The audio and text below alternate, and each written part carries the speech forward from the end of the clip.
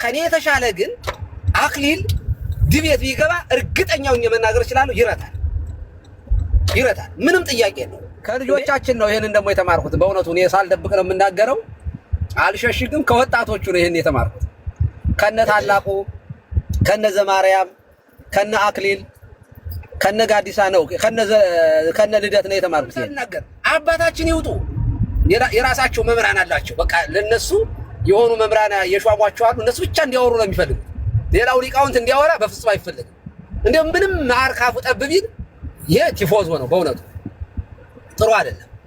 ጥሩ አይደለም ዝም ብለው ነው እየገቡ ያሉት አልተማሩም አያውቁም ያብነት መምራን እንዲሚል ጠልሽ ነው የሚመጣው በእውነቱ በአንዱ አዳም የመጣውን በደል ሁሉ የሚክስ ከዚያ የዓለም ኃጢአትን የሚያስወግደው በግ በቀራንዮ ላይ ተሰዋ ሲሰዋ የተሰዋላቸው ኃጢአተኞች ምን ይሆናሉ ነፃ ይወጣሉ በብሉይ ኪዳን እንኳን በረድኤት የሚጠበቁበት ጊዜያዊ የኃጢአት ስርየት ይገኝ ነበር በበጉ ይሄ ግን ፍጻሜ ያለው ህየንተ ይስሐቅ የተሰዋው በግ አማናዊው በግ በዕፀ ሳቤቅ የታሰረው ዕፀ ሳቤቅ እመቤታችን በዱር መካከል የተገኘች ዕፀ ሳቤቅ በዓለም ሁሉ ከዓለም ሁሉ የተለየችው ዕፀ ሳቤቅ ያሰረችው በግ ከስጋዋ ስጋ ከነፍሷ ነፍስ የነሳው ባህሬዋን ወይንም ባህሬ ሰብን ለማዳን በስጋ ማርያም ተገልጦ ያ በጉ ለዓለም ሲሰዋ ኃጢአተኞቹ ተፈቱ ነው ይሄ በብሉይ ኪዳን እንኳን የነበረ ነው ለአንድ ኃጢአተኛ በግ ከተሰዋ ኃጢአተኛው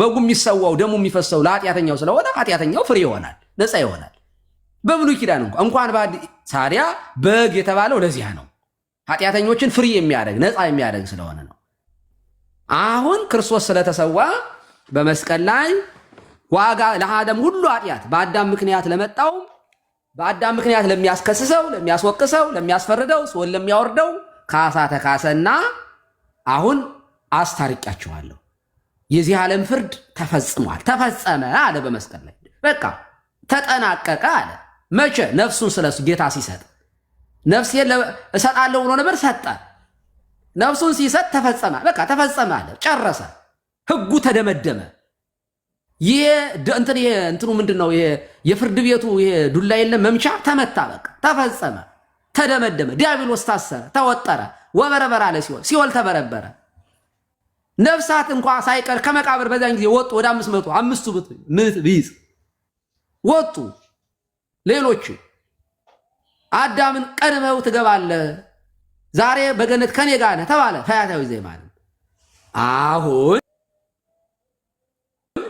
አሁን ከዚህ በኋላ ነው ችግር እንግዲህ አሁን አዲስ ኪዳን በደም ተጀመረ ከዚህ በኋላ የሚመጣው ትውልድ እዚያ ላይ ቆመን ነው አሁን እንግዲህ የምናወራው ስለ ድነት የምናወራው ከዚህ በኋላ ፋይሉ ተዘግቷል ያ ፋይል ተሽሯል ያ የኦሪቱ ህግም አሁን የአዲስ ኪዳን ያሉትን ሰዎች አይዳኝም ሌላ ኪዳን ቆሟል አዲስ ኪዳን ነው ከክርስቶስ በኋላ ሌላ ነው ዓመተ ዓለም ዓመተ ፍዳ ዓመተ ኩነኔ ማለት ይቅርታ ዓመተ ኩነኔ ዓመተ ፍዳ ዓመተ መርገም የመርገም ዘመን ሌላ ሆኖ አዲስ ዓመተ ምህረት ዘመን አንድ ተብሎ የሚቆጠርበት ዘመን የተከፈለ ዘመን የአዲስ ኪዳን ዘመን አለ በዚህ ዘመን በአዲስ ኪዳን ህግ እንዳኛለን ማለት ነው እዚህ ላይ ቆመን ነው እንግዲህ ሙስሊሞችን የምንጠይቃቸው እዚህ ላይ ቆመን ነው እንግዲህ አይሁዳውያንን የምንጠይቃቸው እዚህ ላይ ቆመን ነው እንግዲህ ሌሎችን የምንጠይቃቸው አሁን እነዚህ ሰዎች እንዴት ነው የሚድኑ ከሚመጣው ፍርድ ከሚመጣው ቁጣ ከሚመጣው ስንል በክርስቶስ አለማመን አያችሁ እዳቸው ተከፍሎ እያለ በደላቸውን ከፍሎላቸው እያለ እነሱ ግን አመፀኛ ሆነው የሞተው እባብ እያባረራቸው ጭራሽ አሁንም አምልኮ ጣዖት ላይ እየገቡ ጭራሽ የደሙን ዋጋ እያክፋፉ ጸጋውን እየገፉ ሌላ ውስጥ ናቸው ያሉት ሌላ ችግር ውስጥ ነው ያሉት እና ፍርዱ የባሰ ነው ያኛው በዓመተ ምህረት ተገቷል 5500 ዘመን የዚህ ግን መውጫ የሌለው ነው ከገቡ የማይወጡበት ገሃነም ነው እና ሙስሊሞቹ ዛሬ በጨለማ ውስጥ ናቸው ምክንያቱም ወደ ብርሃን ወደ ክርስቶስ አልመጡም የሉም በጣም እንደውም ዋጋውን አክፋፉ ሩቅ ቢሲ አሉት አምላክ ሰው አልሆነም አልሞተም አልተሰቀለም ቤዛ አልሆነልንም አሉት እና በደላቸው በጣም የከፋ ይከረፋ ሆነ እና ፍርዱ ደግሞ በጣም ጥልቅ ሆነ። ምክንያቱም በልጁ የማያምን ይፈረድበታል። ዮሐንስ ወንጌል ምዕራፍ 16 ላይ መንፈስ ቅዱስ ይመጣል፣ ሲመጣ ዓለምን ስለ ኃጢአት፣ ስለ ጽድቅ፣ ስለ ፍርድ ይወቅሳል። ስለ ኃጢአት በእኔ ስለማያምኑ ነው አለ። ስለዚህ በኋላ ሰው ኃጢአቱ የሚቆጠረው በምንድን ነው? በክርስቶስ አለማመን ነው። ኃጢአት ነው ይሄ። ይመጣና መንፈስ ቅዱስ ዓለምን ይወቅሳል አለ። ስለ ፍርድ፣ ስለ ጽድቅ ፍርዱ ተወግዶ አለ ጌታ። ስለ ፍርድ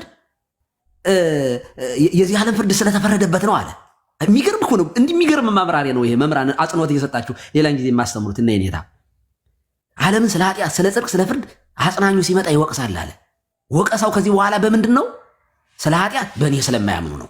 ምክንያቱም በክርስቶስ የማያምን ያስፈርድበታል፣ ፍርድ አለ። እሺ ስለ ጽድቅስ እንዴ መነሳቱ፣ መሞቱ፣ መሰቀሉ፣ ማረጉ እውነት ስለሆነ ነው። ስለ ጽድቅ ይሄንን አለመቀበል ይሄ እውነት ስለሆነ ከዚህ እውነት የተነሳ ሰዎች ይፈረድባቸዋል። ስለ ፍርድስ የዚህ ዓለም ገዥ ስለተፈረደበት ነው። ተፈርዶበት እያለ ዓለምን አላዳንን የዚህ ዓለም ገና ነው እያለ የሚሉ ከሆነ ስለ ፍርድ መንፈስ ቅዱስ ኧረ ተው ስለ እናንተ እኮ ዋጋ ከፍሏል እያለ መንፈስ ቅዱስ ይወቅሳል። ታዲያ ይሄ አጽናኙ ሲመጣ ብሄድ ይሻላል። አጽናኙ ሲመጣ እንዲያውም ያስተማርኳችሁ ሁሉ ያስታውሳቸዋል፣ ዓለምን ይወቅሳል አለ። በእርግጥም ጌታ ብሄድ ይሻላችኋል እንዳለ በሄደ በ10ኛው ቀን አጽናኙ መጣ። ከዚያ መጣና በባለ 50 በሐዋርያት ላይ አድሮ አሰበከ። መንፈስ ቅዱስ ወቀሰ ዓለምን። ከዚያ የተወቀሱ ሰዎች ምን አሉ መሰላችሁ? እና ምን እናድርጋሉ? ኃጢአተኛ መሆናቸውን ወቀሳቸው። እዚያ የአይሁድን በዓል የብሉይ ኪዳንን በዓል ለማክበር እኮ ነው የተሰበሰቡት። እንዴ ፋሲካ ክርስቶስ ታርዶ በመስቀል ላይ ሰቀላችሁት፣ ገደላችሁት ምናምን እያለ ሲነግራቸው በጴጥሮስ አድሮ ልባቸው ተነካ ይላል። ወቀሳቸው። የተወቀሱበት ለምንድን ነው? በክርስቶስ ባለማመናቸው ነው። እና ወንድሞች ምን ተንግበራሉ? ምን ውሃዊነ ምን ተንግበራሉ? እንግዲህ ሐሳብ ሐዋርያት ምን አለ? መፍትሄም አለው። ሶሉሽን ዜር ኢዝ ሶሉሽን፣ መፍትሄ አለ። ምንድን ነው? ምን እናደርግ ሲለው የኃጢአታችሁን ስርየት ታገኙ ዘንድ ኃጢአታችሁ ይደመሰስ ዘንድ በኢየሱስ ክርስቶስ አምናችሁ፣ ማለትም መሞቱን፣ መሰቀሉን፣ ስለ ኃጢአታቸው ስለ በዳቸው መሞቱን፣ መሰቀሉን፣ መነሳቱን ይሄንን አምናችሁ መንፈስ ቅዱስ የሚወቅሰው ስለ ኃጢአት ስለ ፍርድ አይደለ? ይሄንን እመኑና አለ ተጠመቁ። ስትጠመቁ የኃጢአት ስርየት ታገኛላችሁ፣ የመንፈሱ ጸጋ ትቀበላለች። የምን ኃጢአት? ይኸው ስለ ኃጢአት ዓለምን ይወቅሳል። ኃጢአት ደግሞ በእኔ ስለማያምኑ ነው ብሎ የለ? ስለማያምኑ ነው በእኔ ብሎ የለ? ስለዚህ ሲጠመቁ አይሁዳዊነት የለ፣ ግሪካዊነት የለ፣ በቃ ፓጋን የለ። ሙልጭልጭልጭልጭ አድርጎ ኃጢአታቸውን በደላቸውን ዲና ያደረጉትን ያንን ሁሉ ሙሽልቅልቅልቅልቅ አድርጎ ክርስቶስን እንዲለብሱ ዳግም እንዲወለዱ ጸጋ መንፈስ ቅዱስ እንዲለብሱ ያደርጋቸዋል ማለት ነው። ጥምቀት ወነአምን በኃጢአት ጥምቀት ለስርየተ ኃጢአት የምንለው ለዚህ ነው። እና ዛሬ ለማንሳጠቃልን ዓለምን ወደፊት በአዳም ምክንያት ሳይሆን ሰው የሚጠየቀው የሚከሰሰው ማይከሉ ክርስቶስ ነው፣ መዳኛው ክርስቶስ ነው። ዝንቱ ሕፃን ስዩም ለድቀቶም ወለተንሥኦቶም አለ። እንትን እንኳ ማን ነው ስምዖን እንኳ ታቅፎት ይህ ሕፃን አለ ለብዙዎች ለመዳናቸውም ለመነሳታቸውም ለውድቀታቸውም ምክንያት ነው አለ። እነሆ በጽዮን የማሰናከያ ድንጋይ እኖራለሁ። ይሄ ማሰናከያ ድንጋይ ለሚያምኑበት መጠጊያ መመኪያ፣ ዲያብሎስን መቀጥቀጫ መዶሻ፣ ለሚያምኑበትስ መጠጊያ ነው፣ መዶሻ ነው። ለማያምኑበትስ መቀጥቀጫ ነው። ለሚያምኑበት መቀጥቀጫ ነው፣ ለማያምኑበት መቀጥቀጫ ነው። ለሚያምኑበት መጠጊያ ነው፣ ለማያምኑበት ግን ጨለማ ሆኖ ሰዎች የሚኖሩበት ምክንያቱ እሱ ነው። አዳም ፋይል መሆን ቀርቶ ተዘግቷል። ወደ መዝገብ ቤት ፋይሉ ተዘግቶ ተደምስሶ እዚያ ቆላሲስ ላይ እንደምንመለከተው ደብዳቤያችንን ደምስሶታል። አሁን አዲሱ ሕግ አዲስ ኪዳን ነው። በዚህ ሕግ የማያምን ሰው በወንጌል የማያምን በወንጌል መራሕከነ ወበነቢያት ናዘዝከነ ዘለሊከ አቅረብከነ ስብሐት ለከ እያለ በቅዳሴ የማይሳተፍ በቅዱስ ቁርባን የማይሳተፍ ሰው እንኳን አይደለም ያልተጠመቀ ሰው ይቅርና ኦርቶዶክሳዊ እንኳ ሆኖ ክርስቶስን መስሎ የማይኖር ሰው ይፈረድበታል የሚለው ትምህርት አጽንኦት መስጠት አለበት። ቤተክርስቲያን መድኃኒቱ ላይ መስዋዕቱ ላይ ትኩረት ስለምሰጥ ነው። በጣም ፍትሁ ላይ ጽድቁ ላይ ቤዛነቱ ላይ ነው ትኩረትኛ የምናደርገው። እዚያ ላይ ሁለን ካላወራን ዝም ብለን እየጎተትን እያመጣን የዚህ የወስተርን ቴዎሎጂ የምዕራባውያንን ትምህርት እያመጣን እዚህ የጥንተ አብሶን ኮንሰፕት እኛም በአዳም ውስጥ ሆነን ዕፀ በለስን በልተናል ምናምን። ይሄ የኦገስቲንን ትምህርት እኛ አንቀበልም። እዚያው እኛ ግን የጠራ ትምህርት አለን እና ይህንን ለማለት ነው። መምህር በጣም ብዙ አወራው መሰለኝ፣ ይቅርታ ይደረግልኝ። እንደው መቼስ የጀማሪ ነገር እና ደስ ስላለኝ ነው እውነት ለመናገር እንደው ትምህርት ወጥ መጥቀስ እችላለሁ። የነ ዮሐንስ የነ ጎርጎርዮስን እጄ ላይ ነው እንደው ባለፈው በደንብ አድርጌ ክርክሩ ላይ ሃይማኖተ አበው እኮ 29 ላይ እንዴት አድርጎ እንደሚናገረው ኮነ በእንቲአነ መርገመ ስለኛ ርጉም ተባለ ወታገሰ መስቀለ መከራ ተቀበለ ወተሰቅለ ዲበ ዕፅ ከመ ይድቅ ኃጢአቶ ለዓለም እኮ ነው የሚለው። የአዳምን ይላል ለአዳም ይላል የዓለሙን ኃጢአት ያስተሰርይ ዘንድ በመስቀል ተሰቀለ።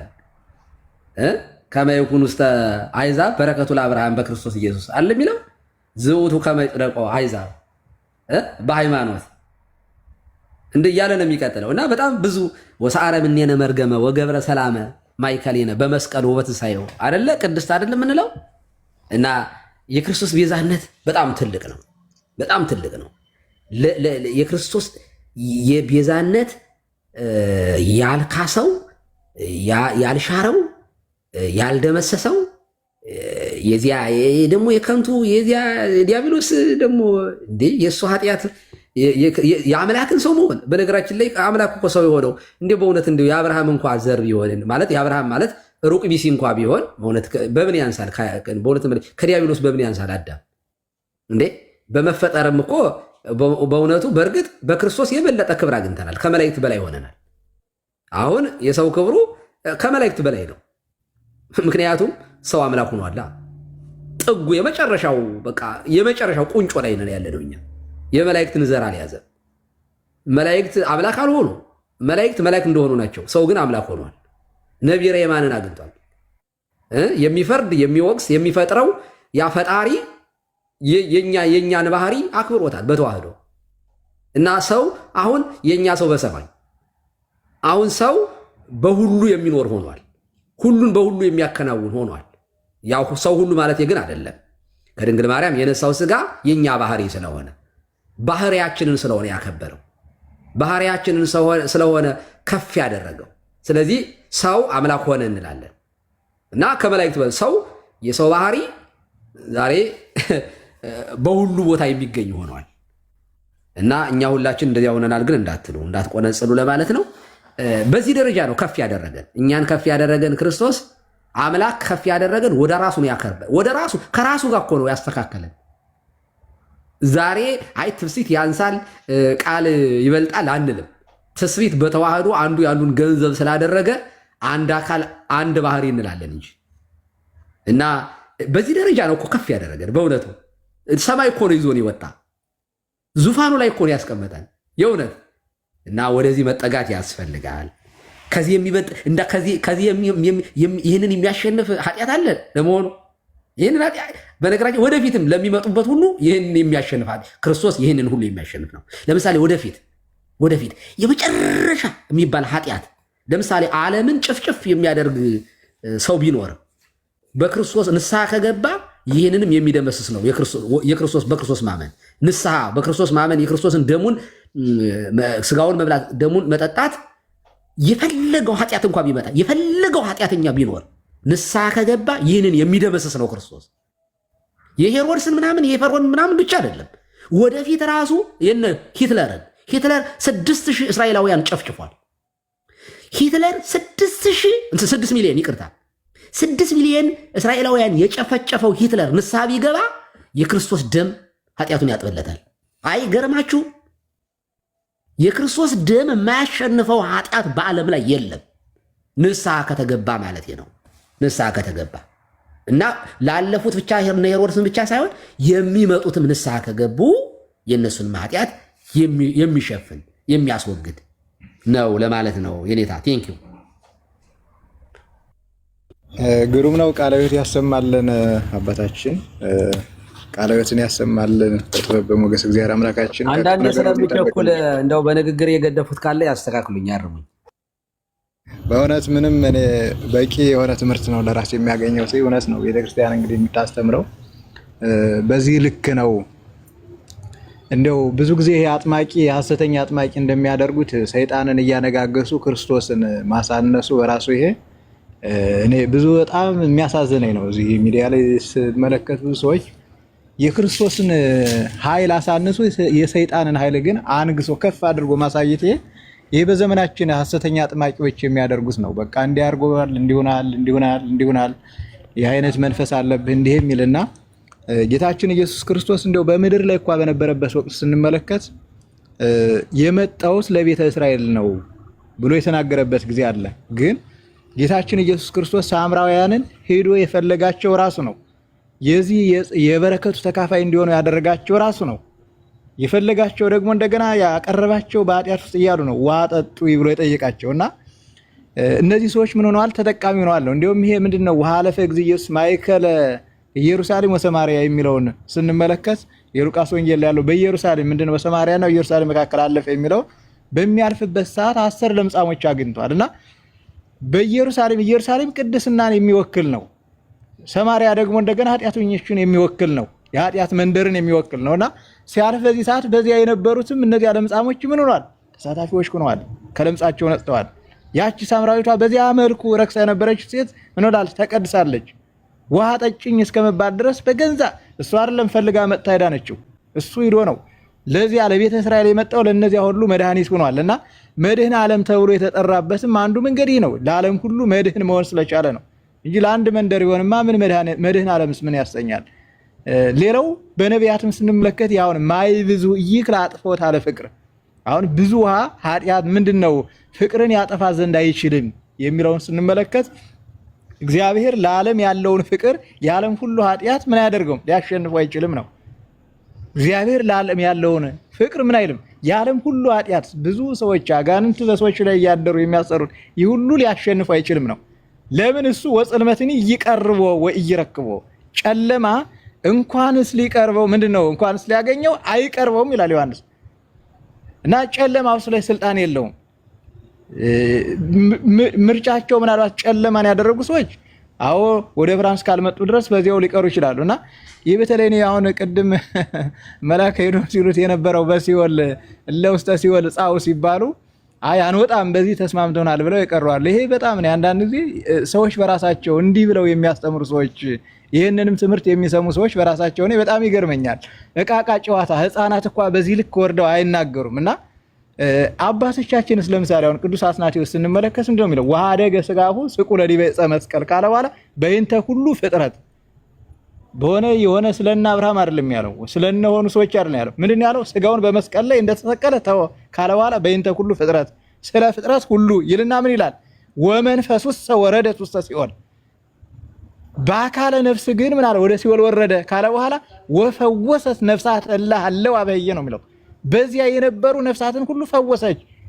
አሁን የእነ አብርሃም እንዳንል እነ አብርሃም ምን ተብለዋል? አንተን የሚባርክ ሁሉ ቡሩክ ይሆናል፣ የሚባርክን እባርካለሁ። ጠላት አይደለም አብርሃም ለእግዚአብሔር ወዳጅ ነው። ሰይጣንም አንዱ ያበሳጨው ይሄ ነው። አብርሃም ፍቁረ እግዚአብሔር፣ አብርሃም አርከ እግዚአብሔር፣ የእግዚአብሔር ወዳጅ፣ የእግዚአብሔር ሕዝብ ተብሎ ስለተጠራ ነው ያበሳጨውና ያን ያህል በአብርሃም ላይ ጦሩን መወርወር የጀመረውና ሌሎችን ስንመለከት ለምሳሌ አሁን የእግዚአብሔር ወዳጆች ተብለዋል። ቅዱስ ጳውሎስ አሁን ጠላቶቹ ስንሆን የሚለን አብርሃም እንዳንል አብርሃምን አይደለም ጠላት አይደለም እንዴ አብርሃም አርከ እግዚአብሔር ነው። ይስሐቅ እንዳንል አርከ እግዚአብሔር ነው። ሌሎችም በዚህ መስመር የተሰለፉት በሙሉ አንተን የሚባርክ ሁሉ ምን ይሆናሉ ተብሏል? የተባረኩ እባርካቸዋለሁ ብሏል። ስለዚህ በአብርሃም መንገድ ሁሉ የሄዱ ሁሉ አብርሃምን የሚመስሉ የአብርሃም መልክ ያላቸው ሁሉ ምን ያሉ ናቸው? የተባረኩ ናቸው። ጠላቶች አይደሉም። በእሳት ውስጥ መኖሪያቸው እሳት የሆነም አይደለም። ቦታው አንድ ቢሆን እንኳ እደ እግዚአብሔር ድንኳን ሆናቸው ነፍሶም ውስተ ለጻድቃን ምንድነው ውስተ እደ እግዚአብሔር በእግዚአብሔር እጅ ያሉ ናቸው፣ በምሕረት እጅ ያሉ ናቸውና ጠላቶቹ ሳለን የሚለው በራሱ አሁን እሪው መጠን አፍቀረነ ምን ያህል እንደወደደን ተመልከቱ ካለ በኋላ እንዘ ኃጥአን ነህነ ነው እኮ ነው የሚለው።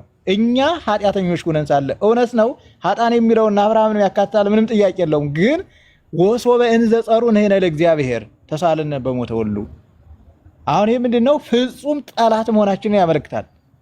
በሌላው መልእክቱ ደግሞ ስንመለከት ርቀን ለነበር ነው ሰላምን ቀርበንም ለነበር ነው ሰላምን። እውነት ነው ርቀው የተባሉ አሕዛብ ናቸው፣ ቀርበው የነበሩት ደግሞ በአምልኮት የቀረቡ እስራኤል ናቸው። ግን ደግሞ እንደገና ይህን ብቻ ሳይሆን ምንድነው ጨርሰው እንደገና እግዚአብሔርም ደግሞ በመካድ መጨረሻቸውን ምን ያሉ የደመደሙ እንደገና ደግሞ በንስሐም ደግሞ ተነስተው ቀርበው የነበሩት ለነዚህ ሁሉ ምን ያለ ነው የክርስቶስ ማዳን እነዚህን ሁሉ ምን ያካተተ ነው እና አጠቃላይ የአባቶቻችንን አስተምሮ ስንመለከት ይህን ሁሉ አይኑን ያወጣ እንደው ግልጥ ሆነ መልኩ የተቀመጠ አስተምሮት እያለ የሆነ ነገር ፍለጋ ጥግ ለጥግ መሄዳችን እኔ ሰይጣንን ከክርስቶስ በላይ ማንገስ ክርስቶስን ደግሞ ከሰይጣን በታች አድርጎ ከማየት እኔ ለይቼ አላየውም ለማለት ያልነው። ይሄ በተለይ ቅድም የተነሳ አንድ ሐሳብ ምንድነው ታዲያ ትናንትና ሁሉን አድኗል ዛሬስ እንደገና በአዲስ ኪዳን ያሉትን ለምንድነው ሁሉን ተሳታፊ የማያደርገው የሚለው ጌታችን ኢየሱስ ክርስቶስ ያስተማረው ትምህርት አለ። ሶበሰ መጻይኮ ነገር ክወም ነው የሚለው ዮሐንስ 15 ላይ ያለው መጥቼ ባልነግራቸውስ ምን ባላለ ዕዳ ባልሆነባቸው ነበር ብሏል። መጥቶ ነግሮናል። ሌላው ደግሞ እንደገና ደግሞ ምንድነው በብሉይ ኪዳን ስንመለከት ጽድቅ ብንሰራ እንኳን ጽድቃችን የመርገም ጨርቅ ሆኖብን ነበር። ክብርን መመለስ በጽድቃችን ክብርን መመለስ አንችልም ነበር። ክብር ከኛ ተነስቶ ነበር። ሰማይ ተዘግቶ ነበረ። ቤቱን በእኛ ኃይል መክፈት አንችልም ነበረ። ስለዚህ በአጠቃላይ በመስቀልም ላይ የምናደርገው በመጋዝ ብንተረተር ደማችን ቢፈስ እንደገና በድንጋይ ብንወገር ይህ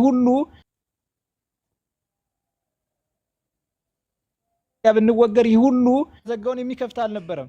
ስለዚህ ጽድቅ በራሱ እንደ መርገም ጨርቅ ነበረ ማለት ነው። ይሄን ማድረግ ስላልቻለ ግን ያ በር የሚከፈተው በአንዱ በወልደ እግዚአብሔር ስለሆነ ምን አላለም። ሰዎች በጽድቃቸውም ቢሆን ሊገቡ አልቻሉም። ጽድቅ የሌላቸውም ጽድቅ ያላቸውም ምን ሆኑ? በአንድ ቦታ ቆዩ።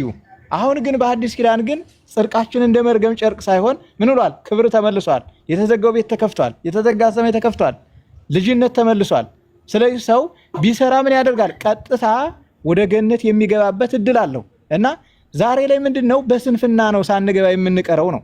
ባለማመን ነው ሳንገባ የምንቀረው ነው። ትናንት ግን ሰዎች ቢያምኑም እንኳን ቢሰሩም እንኳን ምን ያደርጉ ነበር?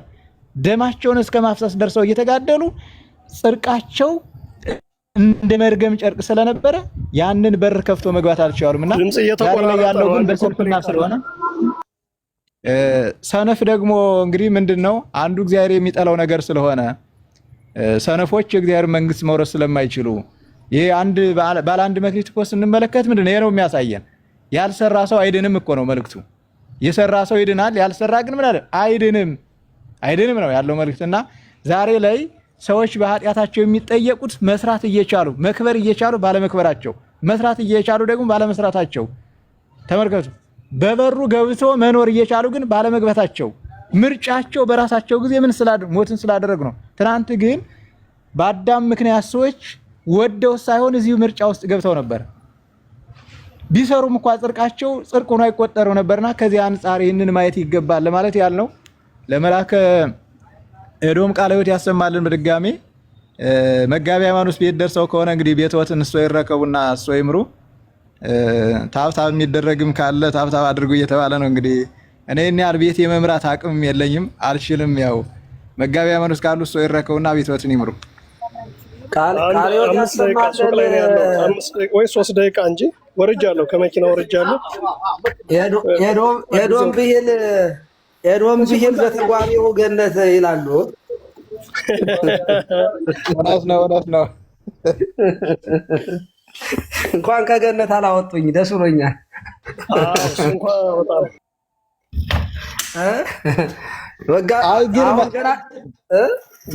ስሞት ግን እንደዚህ አይደለም። እኔ እኮ ያው ከዚህ በፊትም አልፎ አልፎ እንደዚህ ሰዎች ሲጠሩ ስለምሰማ ምናልባት ተሳስቼ ከሆነ ይቅርታ ይደረግልኝ።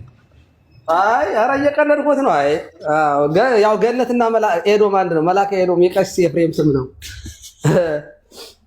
እና ገነትና አንድ ነው። ለማንኛውም ምንም እየቀለድኩት ነው እንጂ ቀሲስ ነው የኔ ስም።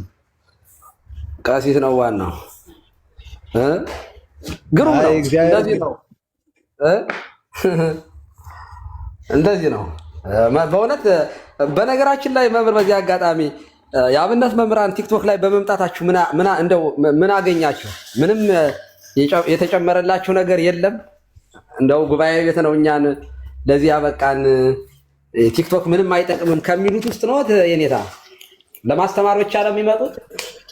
አይ በእውነት እኔ እንደዚህ አይደለም። ስማር ነው ማመሸው። ምናልባት ስለማታዩ ነው እንጂ ብዙ ጊዜ ከምትገቡበት ቤትም ሊቀ ሊቃውንት ጋር ሊቀ ሊቃውንት ቀለም ወርቅ ከመጋቢ ብሎ አይመራ አያሸብርም አለው። እታች ሁኜ እከታተላለሁ። ስከታተል ነው ማመሸው። እኔ በነገራችን ላይ በሌላም አካውንት ገብቼ እማራለሁኝ ገስት ላይ ሳልገባና እንደዚያ ከሚሉ ሰዎች አይደለም። እኔ ማንኛውም ሰው በንግግር የንግግር ክህሎት የምማረው ይኖረኛል፣ የአቀራረብ ዘዴ የምማረው ይኖረኛል። ትምህርት የማገኘው ከሆነ ሰው እንደገና ደግሞ ምስጢር የማገኘው ምስጢር ይኖራልና ሰው በብዙ መንገድ ነው የሚማረውና እኔ እንደዚያ ከሚሉ ሰዎች አይደለም ለማለት ያህል ነው።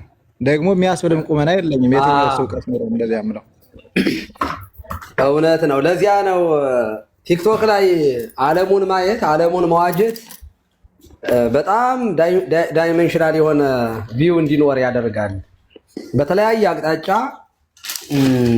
በተለያየ ከሊቃውንት እኔ በህይወቴ ውስጥ ቤተ ጉባኤ ውስጥ የምንማረው ትምህርት በጣም ይጠቅማል። በዘመናዊ ትምህርት ቤት የምንማረው ውስጥ ብዙ ነገሮች እናገኛለን። ግን እዚያ ጋር የምንማረው ትምህርት ስፔሲፊክ የሆነ አንድ ዲፓርትመንት ነው፣ አንድ ዝግጅት ነው። እዚህ ጋር ግን የምንፈልገውን እየመረጥንም ስለሆነ የምናዳምጠው የምንሰማው እየፈለግንም ስለሆነ ከፍላጎት ጋር ስለሆነ ብዙ ነገሮች ነው የምማረው በግሌ በጣም ብዙ ነገር በጣም ብዙ እንደ ከናንተ ከሊቃውንቱ አሁን ቅድም ሲያስተምሩን ሰውን ብዙ ነገር ነው የተማርኩኝ በጣም ብዙ ነገር እና በየቀኑ መማር ነው። ቲክቶክን አትናቁት ሊቃውንቱ፣ ይልቁንም ዋጁት። መዋጀት ያስፈልጋል፣ መጠቀም ያስፈልጋል ለማለት ነው። እንደው እርስዎን እያዩ ሌሎችም እንዲማሩበት እየመጡ እንዲማሩ ስል ቃለ እግዚአብሔርን ሳይሆን የትውልዱ የት ላይ እንዳለ መማር አለባቸው አስተማሪዎቹ። ወጣቱ የት ላይ እንዳለ የወጣቱ ጥያቄ ምን እንደሆነ መማር አለባቸው፣ ማወቅ አለባቸው ማለት ነው። በሌላ አነጋገር መማር ማወቅ አይደል እውቀት አይደል? የራሱ የበጎቹን ፍላጎት የማይረዳ እረኛ ውሃ ብቻ ዝም ብሎ የተራበን በግ ቢያጠጣት ሌላ ችግር ውስጥ ነው የምትገባው። እና ጥሩ ነው ለማለት ፈልጌ ነው። እግዚአብሔር ይስጥልን። እናመሰግናለን መጋቢ ሃይማኖት። ቴንኪው። እግዚአብሔር ይስጥልኝ መልአከ ገነት። በጣም ነው ይሄ በመጨረሻ ላይ በነገራችን ላይ ያቀረቡት ጥያቄ በጣም መሰረታዊና ቁልፍ ጉዳይ ነው። እኛም አንድ የጀመርነው ነገር ስለነበረ የዚህ የአብነት መምህራኑ ወደ ማህበራዊ ሚዲያው መምጣታቸው ይሄ ሊሆን ይችላልና ይመስለኛል የሚሉ መምህራንን ገደል የሚሰድና ከእውነተኛው ምንጭ የቤተክርስቲያኑን ትምህርት እንድናገኝ ያደርጋል። ግን አንድ ችግር መሀል ላይ ያጋጥሟል መልአከ ገነት፣ ወደፊት እርስዎም በደንብ እንዲሄዱበት።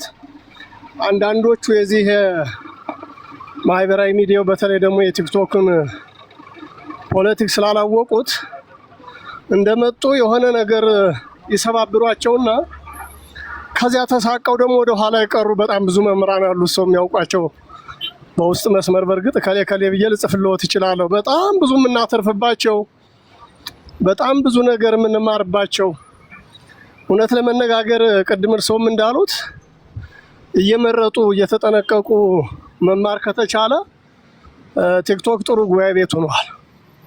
ስንዴውን ከእንክርዳዱ መለየት ብቻ ነው የሚያስፈልገው። እሱም በደንብ ማየት ሊፈልግ ይቻላልና እኔ እግዚአብሔር በተለይ በተለያየ ክፍለ ዓለም ያለነውን ስለ ቤተክርስቲያን ጉዳይ አንዱን እንድንጨነቅ እንድናስብ፣ በአንድ መስመር ላይ እንድንጓዝ አቅማችን የፈቀደውን ያህል ለቤተክርስቲያን ደግሞ የችግር የመፍትሄ አካል እንድንሆን ጥሩ መሳሪያ ነው የሰጠን ብዬ ነው የማስበውና በእርግጥ ስልጠና ምንም የሚያስፈልግበት እድል ነበረ ብዬ አስባለሁ። ለምን ዱላ የሚያቀብሉም አሉ፣ ይገርሞታል። እዚያ ላይ ያለውን ይሄ የቲክቶክን ፖለቲክስ በደንብ ባለመረዳት ባለፈው እርስዎ ምን ሲሉ ሰማሁት መሰለዎት? በጣም እኔም የተጠቀምኩበት እነዚህ ዲያሎግ ያለባቸው ክርክር ያለባቸው ላይ የክርክሩን አካሄድ መንገዱን በደንብ ያልተረዳ ሰው በጣም ፈተና ለቤተክርስቲያኒቱን ፈተና ስለሚሆን እሱ ላይ ያለው ነገርም ትንሽ ነገር ቢሉ ጥሩ ነው። መልአከ ገነት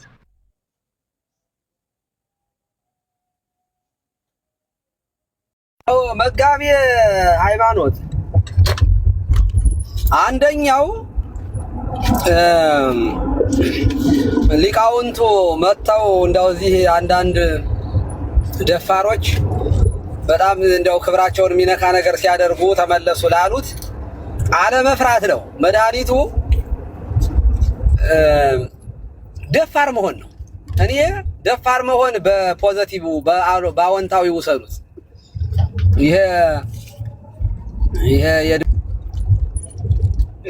ለክብር አለመጨነቅ እኔ የምለው እሱን ነው። የራስን ክብር እያሰበና የራስን ጥቅም እያሰበ ወንጌል የሚሰብክ ሰው በፍጹም እኔ ብዙ እርምጃ ያራምዳል ብዬ አላስብም። የክብር ጉዳይ ከታሰበ ይገሉኛል፣ ያሳድዱኛል፣ ይሰድቡኛል እየተባለ ወንጌል አይሰራም። ብድራትን ትኩር ብሎ በማየት ብቻ ፊት ለፊት መጋፈጥ ያስፈልጋል። እኔ ከኦርቶዶክሳውያን ነው ቅጥቀጣ መጀመሪያ የደረሰብኝ በሐሰተኛ አጥማቂዎች ማለት ነው። ሐሰተኛ አጥማቂዎች ናቸው እግዚአብሔር ይስጣቸውና ደንዳና እንደሆነ ያደረጉኝ ከዛሬ 18 ዓመት በፊት አንዳንዶቻችሁ ሳትወለዱ እና ኢትዮጵያ ያለው በጣም እቃወም ነበረ። ፌስቡክ በነገራችን ላይ እንደመጣ ነው እኔ በጣም ቫይራል ነበርኩኝ እኮ ፌስቡክ ላይ እንደመጣ ነው እኔ መጠቀም የጀመርኩት እና በጣም ነበር የሚቃወሙኝ። በጣም ከዚያም በፊት መቃወም ስለነበረ አሁን እግዚአብሔር ይመስገን ትውልዱ ነቅቶ ምንም ብዙ የሚሰድበን የለም። ያን ጊዜ ግን እንደዚህ አልነበረም በእውነቱ። ስለዚህ ክብርን እያሰቡ ማስተማር ሳይሆን ክብራችን ክርስቶስን እያሰቡ ማስተማር ነው። አለመፍራት፣ ደፈር ማለት አንዳንዴ ደግሞ ማራገፍም ያስፈልጋል። በእውነቱ ይሄ ዝም ብሎ አናት ላይ ካልወጣው አይደለም እንደ ማጽዳት ያስፈልጋል። እንዴ እኔ ራሴንም አላስነካም። ሰውየው እንዳለው ነው። መላጣ ብሎ መሳደብ ይቻላል፣ መላጣዬን ግን መንካት አይቻልም ብለዋል መልይ እና እኔ መላጣዬን አላስነካም። መላጣ ብሎ መሳደብ ይቻላል። ኮንፊደንስ ግን ደግሞ ይኖራል ማለት በሃይማኖት ዕቅበተ ብላት ላይ የሚሰራ ሰው በሃይማኖት ኑፋቄ ሊኖርበት አይገባም። ሰው በእምነቱ በሃይማኖት ሰው በእምነቱ ላይ ጽኑ መሆን አለበት ብዬ አምናለሁ። ያ ጽኑ ካልሆነ ይፈራል።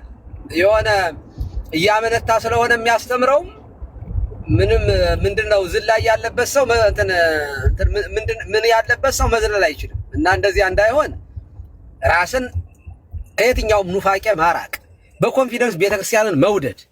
ከዚያ በኋላ የፈለገው ቢመጣ መፍራት የሚባል ነገር አይኖርም። ዝም ብሎ አይመጣም። ድፍረት ዝም ብሎ አይመጣም። ባይዘው ዝም ብሎ እየተጨመላለቁ እንደፈለጉ እየሆኑ ድፍረት አይመጣም። በእውነት አይመጣም። እኔ አሁን እንደዚህ ስል ደግሞ በቅዱሳን ሆነን እናገልግል ግን እያልኩ አይደለም። እኔ አንደኛው ኃጢአተኛ ስለሆንኩ ማለት ነው። እና ደፋር መሆን ያስፈልጋል። ክብርን እያሰቡ ምናምን ሳይሆን ትኩረት በቃ ለቃሉና ለያዝነው ለቤተ ክርስቲያን ትምህርት እውነት መቆም ያስፈልጋል እስከ መጨረሻው ድረስ ማለት ነው። ግን በፈሊጥ መሆን አለበት የሚለው በጣም ትክክል ነው። እኔ አሁን የዛሬ ዓመት የነበረው ዲበኩሉና አሁን ያለው ዲበኩሉ ኮምፕሊትሊ የተለያየ ሆነ። ባይዘው እንደ በፊቱ አሁን ዲቤት ገባ እንደ በፊቱ አይደለም የምገባው። ያሁኑ ትንሽ ረቀቅ ያለ ይሆናል ማለት ነው። የማጥቃት ስልቱ ምናምኑ ዝም ብሎ እየተጠየቁ መመለስ ብቻ አይሆንም። ከዚህ በኋላ መጠየቅም አለ። ከዚህ በኋላ መወጠርም ጥያቄውን ማዞር ሁሉ አሁን እንችላለን። አልመጣብንም፣ እኛ አልለመድንም። አሁን ስንጠየቅ መመለስ እንጂ በቅንነት ዙሮ መጠየቅ ነው መፍትሄው። አንድ ሰው መጠየቅ ብቻ የሚጠይቅ ሰው ካለ እኔ አሁን አይ እንደዚህ በዚህ ነው ምንድነው ካለኝ አንድ ሰው ዞር ብዬ ጠይቀውና እሺ አንተ አሁን ከዚህ እንዴት ነው ምንድነው እነገሌ ብዬ ጠይቃለሁ። አይ በእርግጥ ይሄ እሱን እኛ እናውቅም ለእግዚአብሔር እንሰጣለን ብሎ ላጥ ይላል። ለእግዚአብሔር ከሰጣህ በቃ ለእግዚአብሔር ሰጠህ ቁጭ በል አርፈህ ተቀመጥ። እንደ ቤተክርስቲያን ግን የምንናገረውን መናገር። ቤተክርስቲያን መልስ አለ። መልስ የለኝም የሚባል ትምህርት የለም። እና በዚህ አይነት መንገድ መሄድ ነው። ስለዚህ ዘመኑን አሁን የመምህር ዘክርስቶስ እርግጠኛ ነኝ አሁን ከማንም ሰው ጋር ዲቤት ቢያደርጉ አይሸወዱም። በምንም አካሄዱን ቃለ እግዚአብሔር እኮ አላቸው ሊቃውንት እኮ የተማሩት ነው በወንበር ምን ግን እስኪ እዚህ ውስጥ እንደው አሁን የተማርነውን ዳዊት እንግዲህ አንዳንዱ በቃላችን ጭምር ነው የተማርነው። በእውነቱ ጥቅስ እንኳን ጠቅሰውም እኮ ስንሰብክ ራሱ እኮ አይመጣልን። ውዳሴ ማርያም ራሱ መች ይመጣልናል? መስተጋቡ ክስተቱ አርያሙ ጓዙ መች ይመጣል? ጾመ ድጓው መች ይመጣልናል? አሁን ለመጥቀስ በእውነቱ ሸምድደን የተማርናቸውን ነገሮች እንኳን ኤክስፒሪያንሱ ከሌለ ልምዱ ከሌለ አንጠቅሰውም በቃ። ስለዚህ ይሄ የሚመጣው ግን ጥያቄዎቹን አርቲኩሌት እያደረጉ በቦታቸው ማስቀመጥ ሲቻል የሚመጡ ጥያቄውን ምን ይዞ ነው የመጣው የሚለውን ኢንቴንሽን መረዳት። አንድ መናፍቅ ሲጠይቀኝ አሁን ኔክስት ሊያመጣብኝን የሚችለውን እያሰብኩ ነው የምመልሰው እንጂ ዝም ብዬ አፌ እንዳመጣው መልሼ ከዚያ በኋላ ሁለተኛው ማጣፊያ የሚያጣኝ ነገር አልናገርም። እና ከልጆቻችን ነው ይሄንን ደግሞ የተማርኩት። በእውነቱ እኔ ሳልደብቅ ነው የምናገረው፣ አልሸሽግም። ከወጣቶቹ ነው ይሄን የተማርኩት። ከነ ታላቁ ከነ ዘማርያም ከነ አክሊል ከነ ጋዲሳ ነው ከነ ልደት ነው የተማርኩት። ይሄ ቴክኒኩን ይሄ በጣም የወጣቱን ፍላጎት ኢንተረስት የቆዩ ስለሆኑ ልጆች እዚህ በሰንበት ትምህርት ቤትም ያው ኮርሱን እንደዚያ ስለሆነ የወሰዱትም ከነሱ ነው ይሄን የተማርኩት። እኛ ሲጠይቁን በቅንነት መመለስ ነው። ጧት የተዘረፈውን መወድስ እስኪ ንገረኝ እስኪ በልልኝ ሲሉኝ ማለት ነው እንጂ ወይንም የቀጸለውን ነገር በልልኝ ሲሉ ማለት ካልሆነ በስተቀር እኔ መልሼ ልጠይቀህ አንልም። አንተ ጠይቀኛልና እኔም ልጠይቅህ በአብነት ትምህርት ቤት የለም። በእውነቱ እኔ አንድ ሰው መጥቶ ጠየቀኝ፣ ከዚያ እኔ በጠይቅህ ትመልስልኛለህ በየአስቀድሜ ልመልስለት አልችልም። በእውነቱ ቲክቶክ ላይ ግን በእውነቱ በጣም እሳት የላሱ ልጆች አሉን። እኔ አድናቂያቸው ነኝ፣ አክባሪያቸው ነኝ። ጥፋት ሲያጠፉ ደግሞ እንዳባት የምገስጻቸው የምወዳቸው ልጆች አሉ። እነዚህ ልጆችን ማበረታታት ያስፈልጋል። የሚደፍሩትን ደግሞ በቁንጥጫ ማለት ነው። ደፋር ምናምን የሚሆኑ ከሆነና ዲስሪስፔክት የሚያደርጉ ከሆነ መዝረግ ማድረግ ማለት ነው። ከወደ ጭናቸው ገባ አድርጎ ቆንጠጥ የተማሪ ቁንጥጫ መቆንጠጥ ያስፈልጋል። አልበለዚያ የመምህርነት ጨዋታ እንጫወት አይነት ጨዋታዎች ጥሩ አይደሉም። በእውነቱ ሊቃውንቱን ማክበር ያስፈልጋል። የፈለገው ነገር ቢሆን የወንበር መምህራን ሊከበሩ ይገባል። የእውነቴን ነው።